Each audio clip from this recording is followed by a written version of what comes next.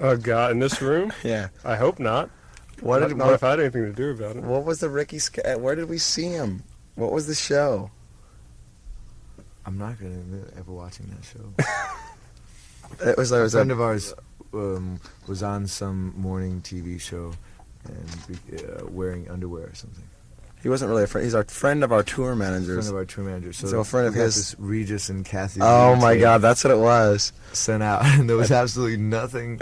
We had no more tapes to watch. So you're watching Regis and Kathy Lee? A videotape half of hour it. of videotape. Wonderful. And it was like one of the things they had was the best males buns. So we were all psyched about that. Underwear. Judging That this. Look at the package on that guy. Just nice fucking package. look at the unit on that guy. And then they had Ricky Skaggs. He came out. And he won me over. Yeah, he sang a little. He's a good finger picker, but he's just a little Yeah, kind of light in the loafers. It's I think. old James Taylor stuff. Mm-hmm. Okay. I'm going to ask y'all a few questions here. Okay. Okay, although Pearl Jam is a new band and 10 is your first album, you, Stone, and Jeff Ament have been together for about 7 years in various bands. Can you just give us like a quick history of the bands you've been in that led up to Pearl Jam where we are now? Green River was the very first band, which was started by basically Jeff and Mark Arm and Steve Turner, who are now in Mudhoney, and that we put out, I guess, 3 records on Sub Pop, plus a couple compilation kind of things, and I guess that band broke up in '86, '87. And There's a lot of Green River T-shirts out there, and people that say that they're the greatest band ever. But at the time that you were in the band, no one really liked you. And we weren't really huge necessarily. We were kind of huge in Seattle, semi-huge, What but we were were you- sellout. What were you doing too. when Green River was around? Listening to them. Listening to them? No, you weren't. He never even heard of Green River before. Did you have a T-shirt? Actually, no. I did listen to Green River. Did you? I didn't really listen to Love Bone that much. Right. Green River, I knew. But anyway, And I still wasn't intimidated. I knew their history. And then right after that, me and Jeff kind of hooked up with Andy Wood, who was a singer for Mother Love Bone, and Bruce Fairweather, who was already in Green River at that time, who was a replacement guitar player for Steve, joined too, and we kind of...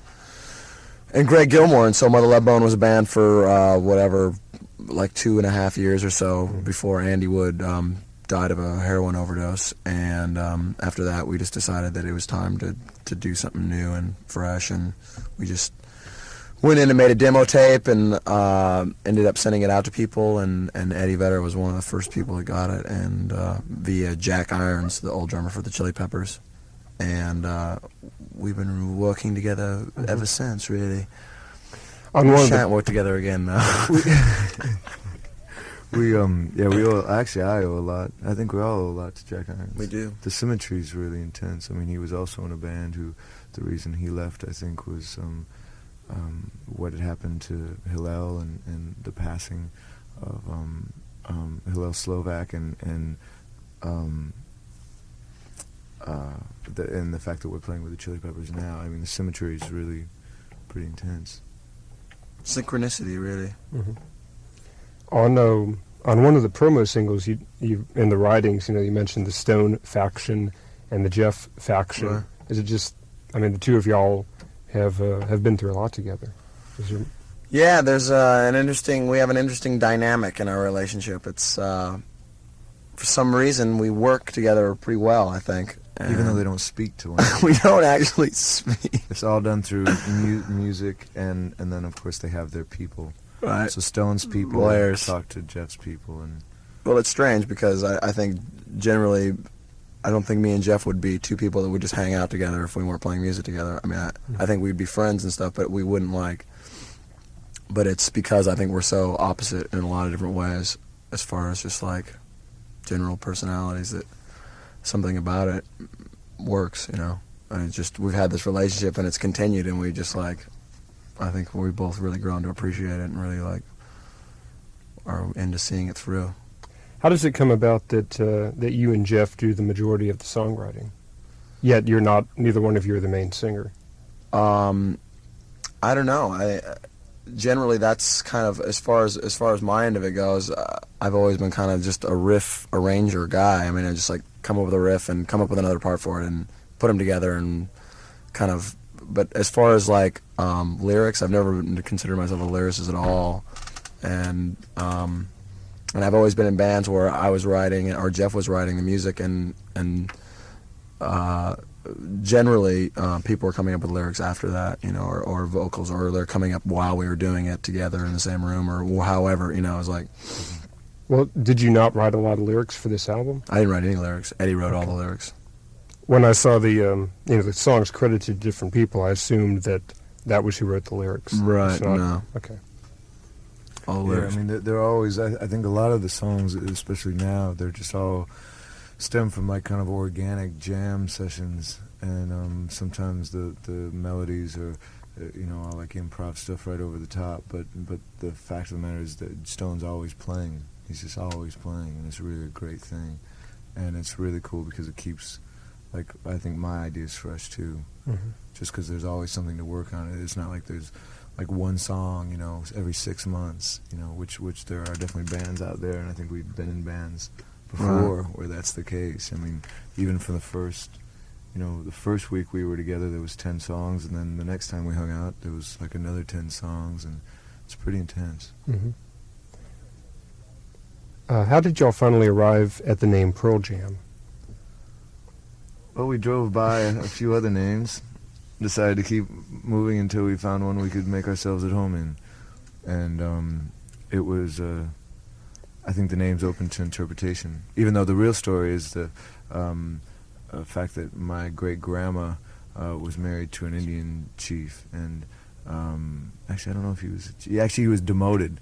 He was a chief for a while, and then when he Lil Chief. when he moved into like white society, they kind of he was no longer ordained, but they also, like, the ultimate combining of their cultures was the fact that, like, my great grandma made this jam that was like had been passed down for generations, but then she added his end of it by adding, like, peyote and hallucinogenics, and it was this kind of hallucinogenic jam. It's smeared all over each other. Really, that's my own interpretation. Isn't there a basketball player who originally was going to be the moniker for the band? Yeah, we were called, the name of the band was Mookie Blaylock. Who's the New Jersey Nets point guard? And he's an amazing cult hero of ours. However, we ultimately, I guess we thought it was a little bit of a goofy name. Mm-hmm. And we don't think we're really a goofy We band. take ourselves very seriously. Yes, as you But- can see but by he's this fine interview. But he still made his way onto one of your T-shirts. Oh yeah, so- well he'll continue Well, to and, be our and we mentor. named the record after him. His Yeah. number is 10. That's where the title of the album comes from. And we're getting closer to maybe even making contact with Mookie. Jeff in New York reached over the stands, and as he was running out after a game against the Knicks, handed him a Mookie Blaylock T-shirt of ours.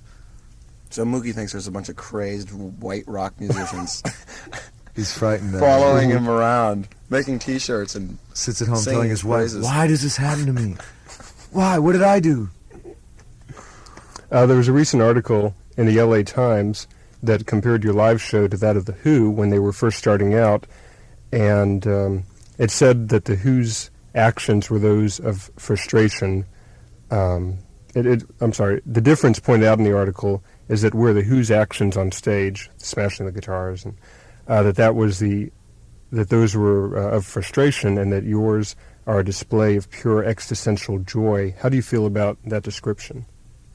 I just think it gets intense up there. It gets really intense, and I think the power of the music, none of this stuff it doesn't happen every night. It doesn't, I think it just kind of, I think we're driven by the music to, do certain things with our bodies or with our instruments, and like the way we play or the way we sing, or the way we, like, smash our heads into something or sacrifice ourselves to the audience or whatever it may be. It all, I think, maybe the correlation lies in the fact that we just, like, are taken away by the power of the music, which I think they very much were, and actually we'll see what happens, because I know in later stages, Townsend felt like a circus act, going out there and smashing the guitar and then moving on to the next city and smashing another one, and everybody waiting for that. And I don't think that'll happen. We're not going to allow I ourselves to think- get caught up in that kind of theory. I think we'll stop long before. Right. I've climbed balconies and jumped off high things and done like a few stunts here and there just to like get people excited and wake them up. But that's also, I think, a lot of that is because we're the first band, and it's a Chili Peppers show, and I want these people to wake up, and they better wake up, because in 2 hours it's all going to be over, and they're not even going to be ready. It would have happened so quickly and been so intense, they wouldn't have been able to soak it up. So I'm just kind of waking them up, getting them ready for what's about to happen. And I think in the later stages, I think when people know the songs, I think they'll be able to just get intensity through the lyrics and the passages of the songs, rather than somebody having to Climb a 12-story lighting rig.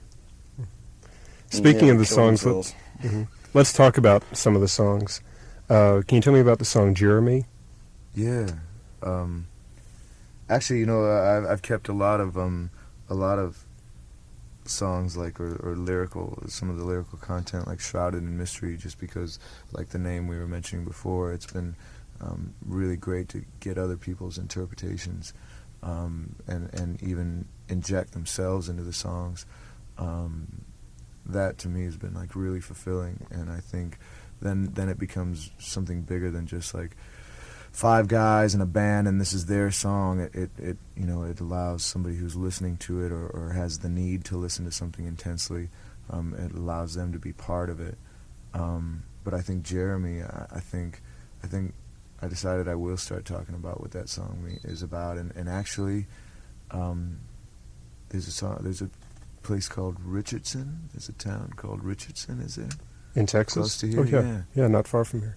That's where it happened. It was in Richardson, Texas. I saw a small paragraph in the paper about a kid named, his first name was Jeremy, and he shot himself in the front of his English class. I remember the story. Yeah. Do you? I do, yeah. I think I might have to go visit Yeah. Richardson. Well, I think we have some time, a day off in Dallas. We have a couple days off. Yeah, it was Richardson High School, I think was just the name. That wasn't that long ago, was it? No. I literally wrote the song that night, I think. And I don't know that much. I actually even thought about, I'm really divulging a lot here, and I should explain it. The fact that I thought of even calling up and finding out more, like I wonder why that happened, I wonder why he did it, and it seemed like Richardson sounded to me like a decent suburb, middle if not upper class, and the fact is I didn't want to, I thought that was intruding completely, and so I actually knew somebody in junior high school in San Diego, California, that did the same thing, just about. He didn't take his life, but ended up shooting up an oceanography room. I remember being in the halls and hearing it. And I had actually had altercations with this kid in the past. I was kind of a rebellious 5th grader, and I think we got into fights and stuff. So it's a bit about this kid named Jeremy, and it's also a bit about a kid named Brian that I knew. And I don't know, the song, I don't know, I think it says a lot. I think it goes somewhere. And a lot of people interpret it different ways, and it's just been recently that like I said, I've been talking about the true meaning behind it, and I hope no one's offended. And it's all, believe me, I think of Jeremy when I sing it. I've been playing that song actually the past several weeks on the show I do, Exposure. And yeah, I mean, to me well, just going by the lyrics, that Jeremy spoke in class and kind of opened up to his class about what was going on with his home life. But that's all something that you came up with. That's not directly related to no, all to I what you know wrote. is it was a one paragraph thing that said Jeremy, Yeah. the rest of his name, and I don't want to say it, and just how he took his life, and that's happening like all over the place now. I mean, it's not it's something that's almost, I've heard about like a story like that almost once a month since then. I've been paying attention to it, whether it's a kid who shot the other kid who won honors over him for some educational scholarship. That or was something. happening when we were in Houston last time we were here. Didn't that happen? Wasn't that in Houston? I'm not sure if that was Houston. The other guy who drove into the deli, that was here. Here, there's the cheerleader mom. I'm sure you've heard of that story. Oh, that was here too. That's here. Yeah. Absolutely insane. So Texas has a certain history of, plus the guy that shot up the whole. Yeah, the truck going into the deli. Oh, that was in Texas too, wasn't it? Yeah. Yeah, exactly. And then of course was. the Chainsaw Massacre. Well, we're doing a lot for the started it all. Yeah, for the tourist people are gonna love this. Let's move on to the song "Alive." Well, is there again, I any think story there? there's so much. I've seen people sing it in front as if it were like a celebration, and I've also sang it at times as if it were like a burden. And I think everyone kind of has their own interpretation. I mean, I don't know, I certainly do, and I think it's just really funny that some people think it's about Andrew Wood, or the paper in Seattle said it was like a tribute to Andrew Wood, and it just wasn't. It was a tribute to Temple of the Dog. I took it in a way, I guess, just looking literally at what the lyrics are, of a child with a mom and dad, and the father has died, and she's telling the son, well, your father might be dead, but I'm still here. I'm still here for you. I'm alive. I'm here for you if you need something. That's Don't beautiful. forget that I'm alive, that I'm here. That's great. So, well, we've already answered this in a way, but where do you find the inspiration for your songwriting? Really just day-to-day things. I mean, even you spied on us as we were walking up, and I was looking at a mother and her child, and right before we turned the corner, she kind of leaned down, and there was this kind of moment of affection between the two, and just the way that the little boy looked up was pretty amazing. I mean, just something like that will, I don't know, I just pick up on a lot of little things. It's really overwhelming at times. Makes me wish I could get out of my head, but basically it's just like a sponge. I just soak up a lot, and when it comes down to writing, it's just like squeezing a sponge. And I don't mop it up or anything. I just let the drips fall, and big mess. Do you do a lot of reading at all? Yeah. Do you have any authors or favorite books? Yeah, I definitely read a lot of Bukowski, and I've been reading a lot of plays lately. Oscar Wilde, and God, who's my other? Oh, Eugene O'Neill. I was reading a lot of Eugene O'Neill. And we were talking about Shakespeare stuff on the way in. I think I might have to pick up a couple things. There's a great bookstore near here. I'll tell you about it later. Is that really? Oh, good. Yeah. The first promotional release that came out from Pearl Jam was a 3-song CD that included Alive and also a cover of the Beatles song I've Got a Feeling. Is there any particular reason why you chose to cover that song? That was I think it was Jeff's idea to cover that song. I think it was one of his favorite songs as a kid, and I think that it just felt like the right kind of song for this band to do. And I don't think we ever actually really learned it. I think you can tell by listening. And I think And that's the way we like it. the first week we were playing too, that was recorded really early in our young career as this band, and I think it was that album, the Abbey Road record, that's how it felt when we were playing. It was just this loose kind of thing, and if you listen to that record, it's pretty amazing the way everyone was playing together, even though it was the last time. Mm-hmm. Oops. I was going to ask you, Stone, now that you've been playing in bands for over 7 years now, what do you think is the most important thing you know now that you didn't know when you got started in all this? There's a lot of things that I've learned from being in bands, but as far as one summed up theory, one would definitely be communication, and forcing yourself to communicate with someone about different problems that always arise whenever you work in a band situation where there's 4 or 5 members that have to work together for anything to happen that's good, and to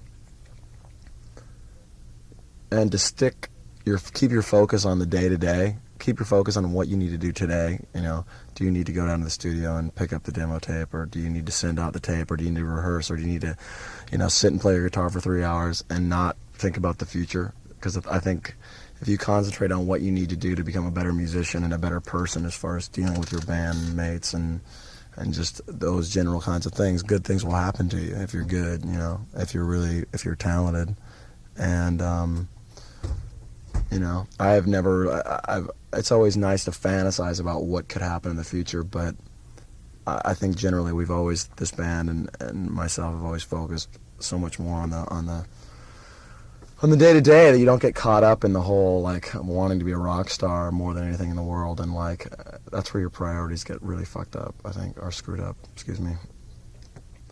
Was there more pressure on you as a band in Mother Love Bone than there is now in Pearl Jam? I think a lot more pressure just because we were a younger band, and I don't think I don't think the band ever became fully comfortable with itself. I don't think the band ever, like, got to the point where it could groove, like, together, like, a lot of new songs coming together, and, like, people, you know, working on a lot of different angles and, like, different styles of songwriting, whereas Pearl Jam has just been, like, an amazing experience as far as just, like, how easily I've been writing and just, like, how comfortable I felt, like, bringing songs to the band, and how I hope everyone else has been comfortable in, like, just how letting ideas come up, and, like, everyone, like, I mean, not worrying about, you know, how many songs anyone writes or whatever, but just, like, allowing anyone to do what they want, you know, for the most part, especially in the studio environment where you can just go in and, like, do something yourself someday. And there's a lot of weird kind of things that go along with songwriting and, like,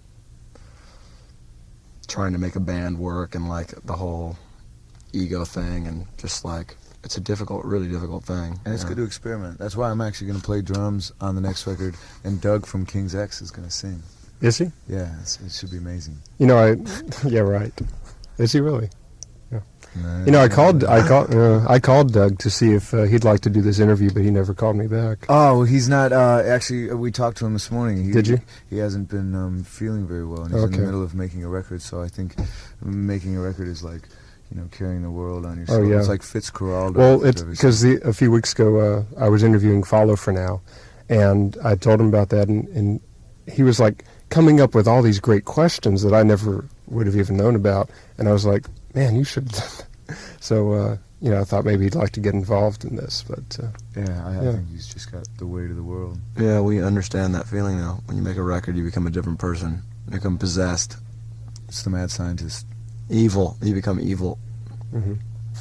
But good evil. Yeah, good evil. When I heard the Temple of the Dog song, Reach Down, to me it sounded like something that I could hear King's X doing. You know? Oh, cool. I mean, it's like, wow, yeah. You know. Wow, I never thought about that. Yeah, but listen to it. Definitely, all the harmonies and stuff on that. Yeah, exactly. Over the past several years, the Seattle music scene has received a lot of attention, and many of the bands from Seattle have earned national recognition. In what ways has the Seattle music scene contributed to the success of these artists? Well, we're moving, so it doesn't really matter. Yeah, we're moving to Omaha, Nebraska, or Santa Fe, New Mexico. You're tired of the question, aren't you? Well, it's just one of those things that I think in terms of, like, how we deal with it, we don't really think about the scene that we're in, and, like, I mean, we have really good friends that are in the scene, like bands like Alice in Chains, Soundgarden, that are friends that we totally respect as musicians, and we love their music. But when you talk about the scene, it kind of degrades the individual bands. I think it's not anything up there other than the individuals that make the music great. And I think anytime you start fantasizing about, well, the scene's happening up there and there's this great thing going on up there, it's like it takes away, I think, from what is really happening. And it's a bunch of people that are really have their priorities together, and they're great musicians that are making good music. Yeah, on that side of the coin, it's really nice to have a fucking awesome posse. My homies are up there. my homie Kim Thao. He'll back me up too. Yeah, my real reason for wanting to ask that is to see how you feel about that, and if it really is a scene, or if it really is just the fact that there happen to be a lot of good bands there. Exactly. What is a scene, really? I think it's a great musical community right now because people haven't like got too caught up in the fact that it's a scene. You know, it's like people are friends, and It's really low key. Yeah, and there's a bond between the bands. But I mean, that's the Pretty much impression so. I get. mean, certainly a few of them. I hung out with Jerry Cantrell from Alice in Chains in New Orleans last night. It was actually very nice to see him outside of Seattle. It was nice. He shaved his beard. He looks like a young boy again. Yeah, he's bummed. His Still, chin's still shorter. talking like a dirty old man, but One final question. Pearl Jam is now on the Epic record label, but in the previous bands, you've been with other labels, so you've obviously had some experience now in making deals with various record labels.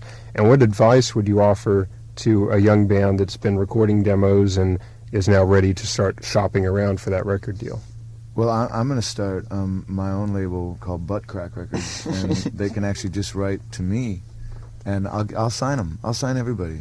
And what's the just address they Why should not? send that to? Just send it right to our fan club, 10 Club, because I'm kind of undermining it through the band. They're not going to know it, but they're going to be supporting this label. And I'm just out there for the kids. He's I'm signing looking punk out rock for- acts for like huge dough too, $400,000 or $500,000 record contracts. just so they can be superfluous and experience it at least a week in their lives. It's $500,000 you have to spend it this week. Make a great record. Baby. Stone, since they call you the funny city rock guy with a Marshall, and Jeff is the serious Montana skate punk with a basketball, and Mike is the guitar wizard and master of animal sounds, you got a name for Eddie? The sweet one. Eddie's the swimmer. After last night, I think I earned like the true title of crowd swimmer. He did. He swam. Extraordinaire.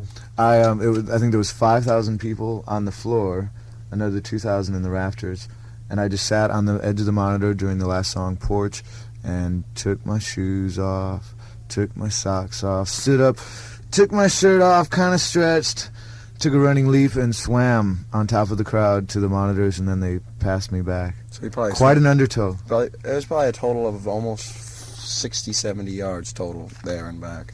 And then between like the amount of running I did on stage, it's almost like a triathlon. Really is. That many Now, yards, so you could have been like a football. We can't wait till we actually get to the point where we're playing shows like that every night, and like, people are starting to freak out, and he's kind of scared about going to the audience. And we've decided we're going to hook him up to a fishing pole, and he gets to swim in the crowd, but I get a fish for him, so he's going to be on this harness, fighting chair, and I'm going to fight him against the crowd. It's kind of a crazy idea I had. I don't know if it's really going over that big. We're just hoping you can play guitar at the same time. Or at all. It's a fishing pole guitar. See, get it? Not. Thanks for coming by. No, it was our pleasure. It sounds like a really great show that you do. It's been talked about quite a bit, and it's very much our pleasure to be here. And we hope this will actually be on after the show. So I hope everyone had an amazing time. And the Chili Peppers, I know, treated you right, and I hope I'm still alive by the time this interview comes on. I hope I survive Houston. Be nice to him. I'm going to have y'all do some IDs as well. Sure, yeah. So I'll write it out for you. That'll make Great. it easy. Pronounce your last name? Sadof. Sadof. Hey, this is Eddie from Pearl Jam, and you're listening to Exposure with David Sadof on 101 KLOL. You want me to do another, David, or should I just Yeah, do y'all it? do one each. Okay. Hi, this is Stone Gossard from Pearl Jam, and you're listening to Exposure with David Sadof on 101 KLOL. Hey, this is Eddie from Pearl Jam, and you're listening to the lovely Linda Silk on 101 KLOL. Should I do that one over? No, that was good. Hi, this is Stone Gossard from Pearl Jam, and you're listening to Linda Silk on 101 KLOL. If you want me to set up why go, I'd like to talk about that one. Yeah. Okay, good. Yeah, you can just start talking. Great. the song "Why Go Home" was written about a specific girl in Chicago who was, I think her mom caught her smoking pot or something. She was about 13 years old, and she was just fine. I think her mom thought she had some troubles when I think it was really maybe the parents that were having troubles, and next thing you know, this young girl was in a hospital. They kept her there for quite a long time. She was so strong that she refused to accept many of the accusations of her doing terrible things when she really wasn't doing anything. And next thing you know, she was in she'd been hospitalized for like 2 years.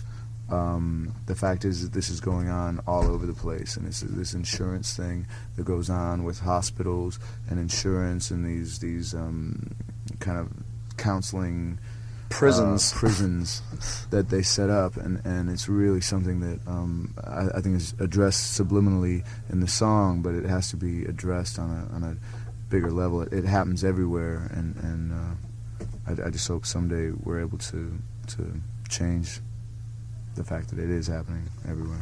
If you're below 18, you really have no rights in this country. Your parents can basically stick you in prison if they feel it, if they deem it necessary. So that's kind of a frightening thing, considering there's a lot of really screwed up parents making. So it's called "Why Go Home."